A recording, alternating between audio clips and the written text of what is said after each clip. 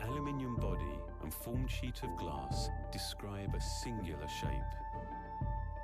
One made with very few, very precisely engineered parts.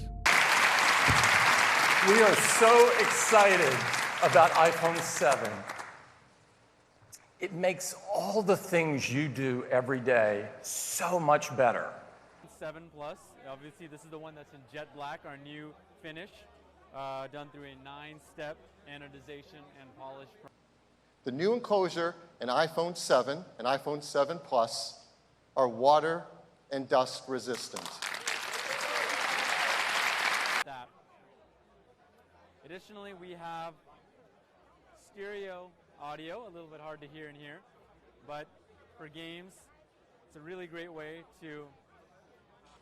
Now we know there are people in the world who do have some analog old connected devices out there.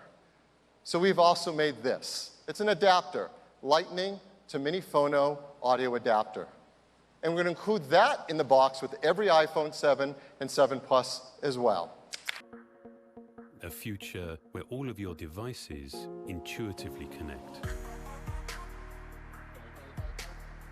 This belief drove the design of our new wireless AirPods. I think the biggest thing is that Apple is including lightning-based earbuds in the box, so everybody will have at least one pair of earbuds that works directly, and then they're also including an adapter so that any other headphones that you have that use a traditional jack will work too. So that should neutralize a lot of the potential backlash here. There was a real risk that this would feel like a downgrade rather than an upgrade to people, and so I think by including both of those things in the box, they're going to neutralize the backlash there.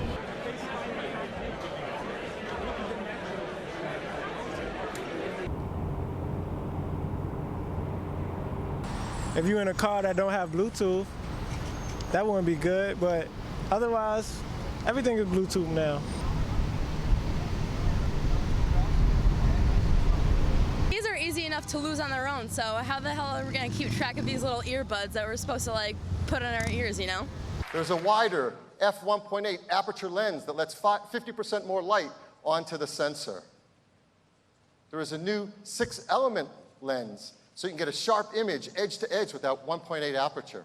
There's better zoom now, and they're working on some features that can allow you to do depth of field so that you can get kind of a really sharp foreground and a blurry background, which is something that previously you can only really get with kind of your digital SLR cameras, the really big fancy cameras. Great for low light photography. It also captures a wider color gamut. There's now 2 12-megapixel cameras built in the iPhone 7 Plus.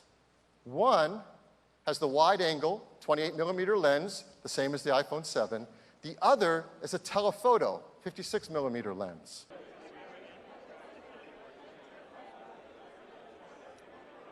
I've actually seen it. They gave me a walkthrough last week. So they don't have the